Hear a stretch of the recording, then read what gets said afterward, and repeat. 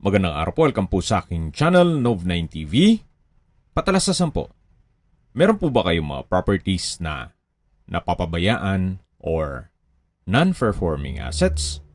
Plan nyo yung ibenta, pero wala kayong oras pagbenta nito. Kung ito'y pagkakatiwala nyo po sa amin, tawag lang po kayo sa aking numero, usap po tayo, gawan ko po ng video for free. Yes, libre po. Wala po kayong babayaran. Tutulungan pa namin kayong mabenta ang inyong property. Kami na po bala sa marketing, sa boosting,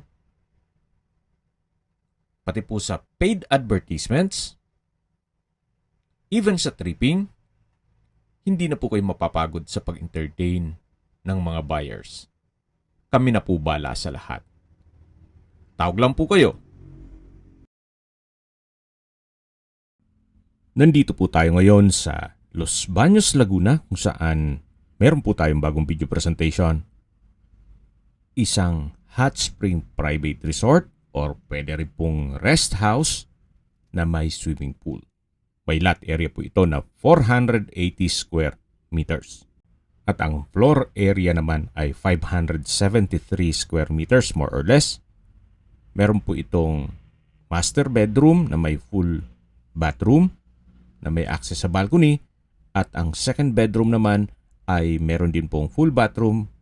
Meron din po itong basement o man cave na may isang kwarto at may toilet and bath. May caretaker's quarter with own toilet and bath. Meron din pong common bathroom. Sa rooftop naman po ay meron ding toilet. Dito po sa loob ng bahay ay meron din pong mga kagamitan. Furnished po ito. May dining set, washer and dryer, two-door refrigerator. Then meron din pong regular na refrigerator. May sofa, 55 inches smart TV, microwave, built-in oven, at small appliances na 110. Meron din pong 110 at 220 na outlets. Ito po yung main gate at matatanaw natin ang covered car garage. Nakakasya dalawang sakyan. Doon po naman yung main door. Ito po yung facade, tunghayin nyo po. At ito pong garahe ay automatic ang roll-up door. Ito naman po yung access papunta sa swimming pool. May sukat po ito na 20 by 40 at 5 feet ang depth. May shower by the pool at children's pool. Sa dulo po ay meron pong kabana at yan po yung side view ng bahay na kung saan kahit po dito sa side na to ay napakalinis po. Kumbaga wala po kayong ipapagawa dito. Ito po ay well maintained. Once na ma-acquire nyo tong property, pwede na pong lipatan kaagad. Tungkol naman sa dokumento nito, ito'y titulado, buhay po ang may-ari, kaya wala po kayong maging problema sa documentation o sa transfer ng title. Sa likod po nitong bahay ay meron pang bakanting spasyo na pwede nyong pagtanman. Reason for selling, for good na po sila sa Amerika at halos hindi na sila umuwi dito sa Pilipinas. Kaya ibebenta na lang po nila ito. Yan po ulit yung garahe, then may access door dun sa dulo, at yan po yung roll-up door o automatic door.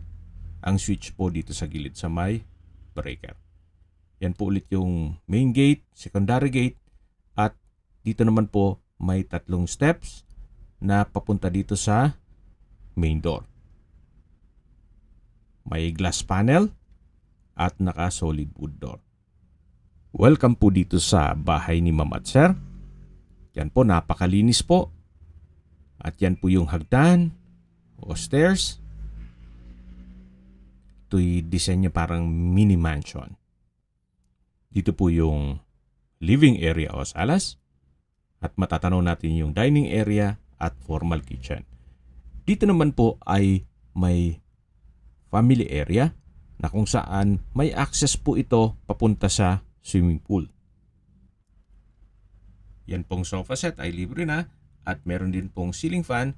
May security grill po itong sliding glass windows at access door papunta dito sa swimming pool.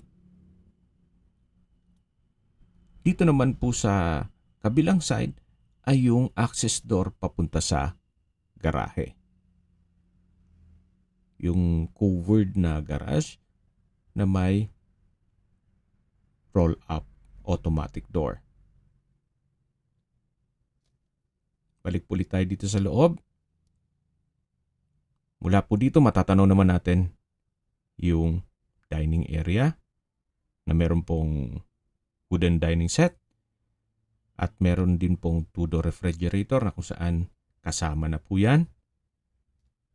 Dito naman po yung formal kitchen na may kitchen countertop, may malaking kitchen window with security grill, may kitchen drawer and cabinet, may built-in oven, range hood, microwave, stainless sink with faucet. Yan po yung hagdan papunta sa man cave o basement. Ito naman po yung powder room. Maayos po ang bathroom fixtures, naka-tile bathroom wall, may vanity mirror, hand wash basin, water closet with bidet, at bathroom window.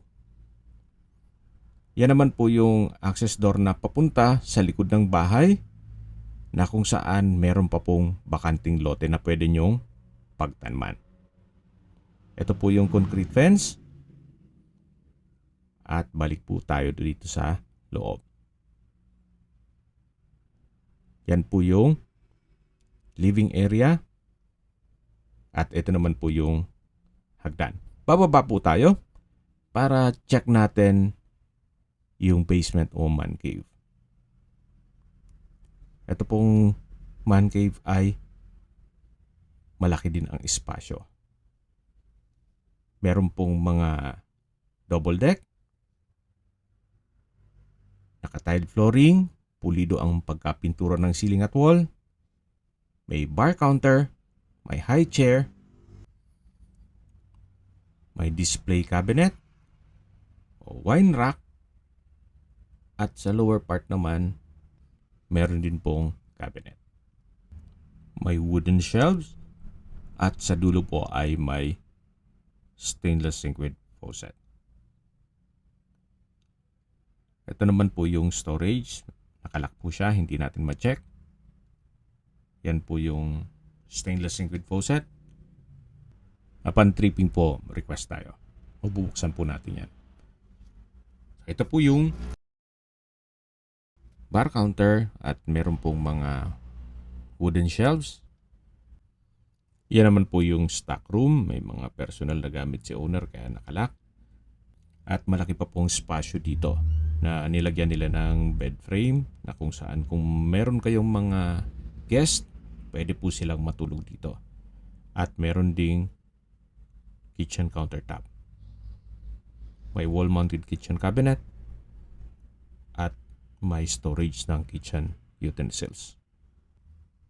May access door din po ito papunta dito sa likod ng bahay na kung saan malaki pa po ang spasyo. May kubo, napakalinis po ng paligid at mataas po ang bakod. 2 kubo po yan at yan po yung access papunta sa swimming pool. Kaya kung sakali man po na gusto nyong gawing private resort para maging income generating, ito pong lower part ay pwede nyong paupahan. At yung sa taas naman ay pang personal niyo. Ito po yung kwarto. May sliding glass window with security grill, may bed frame and mattress, at napakalinis po. Yan naman po yung bar counter kanina. At dito naman po ay may mga double deck. Ito po yung toilet and bath. May hand wash basin, water closet with bidet, then shower curtain, at overhead shower. From floor to ceiling po ang tile bathroom wall. Yan po yung toilet and bath dito sa basement o man cave. Akyat na po tayo. Ito po palang hagdan ay naka-tiled staircase at naka-wooden handrail. At balik po ulit tayo dito sa ground floor. Yan po yung powder room. Dito po yung kitchen at dining area. Sa dulo naman yung access papunta sa swimming pool. At ito po yung living area o salas. Yan naman po yung hagdan. Napakaganda po ng disenyo, semi-spiral. Mayamanin po ang dating. At ito naman pong hagdan ay naka-tiled staircase, wooden handrail at metal railing. Samahan niyo po ako, akyat po tayo. At nandito na po tayo sa second floor. Yan po, tunghayin niyo po, napakaaliwalas, napakalinis. Iba po pag color white. Check po natin itong unang kwarto. Naka-solid wood door. Malaki naman ang espasyo. May dalawang double deck. Naka-tiled flooring. May customized glass window. Pulido din ang pagkapintura ng ceiling at wall. Window type aircon. At may sariling toilet and bath. Meron din pong wardrobe. Check natin itong banyo. Naka-solid wood door. May bathroom countertop, hand wash basin, bathroom cabinet, water closet with bidet, bathroom window, shower enclosure, overhead shower, at from floor to ceiling po ang tile bathroom wall. Yan po yung toilet and bath ng second bedroom. Yan po ulit yung hallway. Yan po yung hagdan. May chandelier. Then yung open below. At dito naman po yung hallway papunta sa balkonahe at master bedroom. Napakalaki po ng espasyo nito. May bed frame and mattress, may headboard, may console table, then yan po yung TV, smart TV, may wardrobe, tile flooring, yan pong refrigerator ay kasama po yan. Ito naman po yung full bathroom, may bathroom countertop, couple hand wash basin with faucet, vanity mirror, bathroom cabinet, water closet with bidet, shower enclosure, at overhead shower. From floor to ceiling din po ang tile bathroom wall at may bathroom window. Yan po yung toilet and bath dito sa master bedroom. Yan po, tunghayin nyo po ulit. Napakalaki ng espasyo. Meron din pong window type aircon at may mga customized glass windows na nag-serve as natural sunlight at may window seat. Dito naman po ay may espasyo na pwede pong gawing linen room. Tunghayin nyo po ulit itong master bedroom. Napaka-aliwalas po. High ceiling. At mula naman po dito ay matatanaw natin yung hagdan papunta sa rooftop. Yan po yung hallway papunta sa hagdan. At bago po tayo umakyat dito sa hagdan, check po muna natin itong balkonahe. Malaki naman ang espasyo. At mula po dito, matatanaw nyo naman ang inyong mga magiging kapitbahay. Ito po yung nasa mataas na lugar kaya flood-free area. Yan po yung swimming pool. Yan po yung concrete fence, yung kabana, yung shower by the pool. Nasa hilly na area po tayo. Kaya mataas po ang elevation nito. Balik po ulit tayo dito sa loob. Yan yung master bedroom, yan yung hallway. At aakyat na po tayo. Meron pong glass blocks na nag-serves as natural sunlight. Samahan niyo po ako, kaya't po tayo. At nandito na po tayo sa rooftop, na kung saan maganda rin pong maglagay ng kubo dito. Dito po sa taas ay meron din pong banyo. Actually, pwede pong maglagay ng glass structure dito sa taas. Pwedeng maglagay ng sauna. So, depende po sa inyo kung anong magiging disenyo nito. Yan po ang kapaligiran. Hindi pa po crowded itong area. Napakatahimik po, sariwa ang hangin, at sa klima naman po, panayad lang. Hindi naman siya ganun kainit at hindi naman ganun kalamig. Ang kagandahan po dito sa property, gaya nung nasabi ko sa inyo kanina, kung sakali man na malayo pa naman yung panahon ng inyong pagre-retiro, pwede po ito maging income generating. Sa laki po nitong property, ang buong property kung sakali man na paupahan ninyo, mga 30 to 40,000 pesos.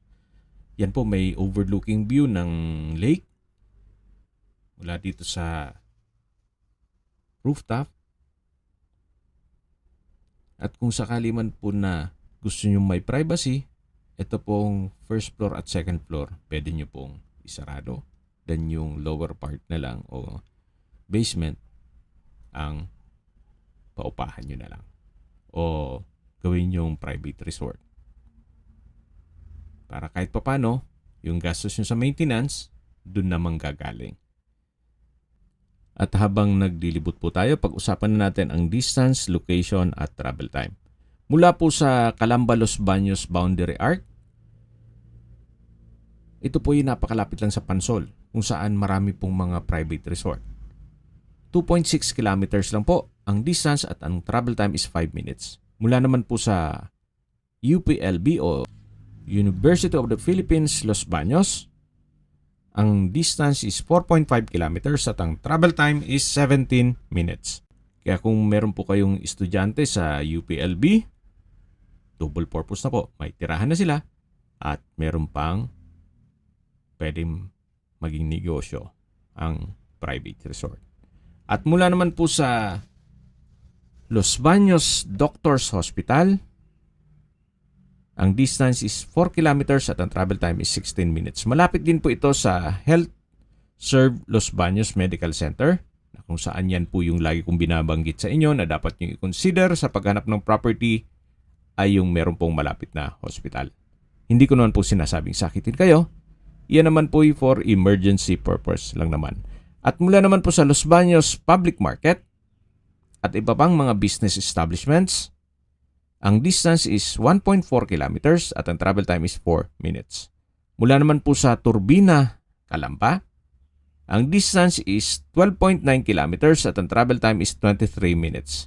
Kung manggagaling naman po sa Manila o sa airport, ang distance is 56.4 kilometers at ang travel time is 1 hour and 6 minutes. Nandito na po tayo sa poolside at yan po yung cabana. Meron din pong kids pool. Yan po, napaganda po ng disenyo. At mula naman po dito, yan po yung hagdan na pinakita ko sa inyo kanina mula dun sa may mga kubo.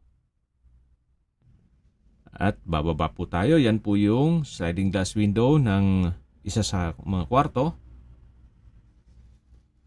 Yan po yung isa sa mga kubo, maayos pa naman.